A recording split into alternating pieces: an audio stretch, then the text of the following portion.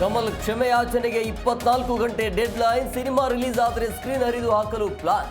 ಚಿತ್ರ ಬಿಡುಗಡೆ ಕೋರಿ ಹೈಕೋರ್ಟ್ ಮೆಟ್ಟಿಲೇರಿದ ನಟ.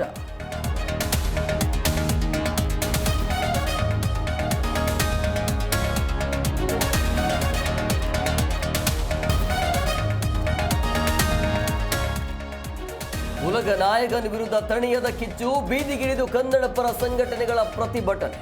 ಕ್ಷಮೆಗೆ ರಾಜಕೀಯ ನಾಯಕರ ಒಕ್ಕೊರಲ ಆಗ್ರಹ.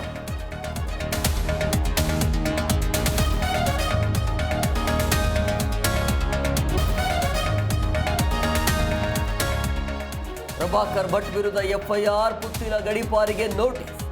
ಶಾಂತಿ ಕದಡಿದಿದ್ರೆ ಕಠಿಣ ಕ್ರಮದ ಎಚ್ಚರಿಕೆ. ಖಾಕಿ ಸರ್ಕಾರದ ವಿರುದ್ಧ ಕೇಸರಿ ಪಡೆ ಕೆಂಗಲ್.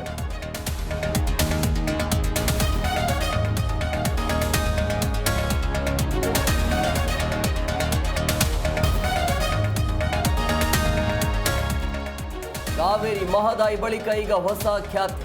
ಆಲಮಟ್ಟಿ ಡ್ಯಾಂ ಹೈಟ್ ಮಾಡದಂತೆ ಮಹಾ ಸಿಎಂ ಪತ್ರ. ಇದು ರಾಜಕೀಯ ಪ್ರೇರಿತವೆಂದ ಡಿಕೆಶಿ.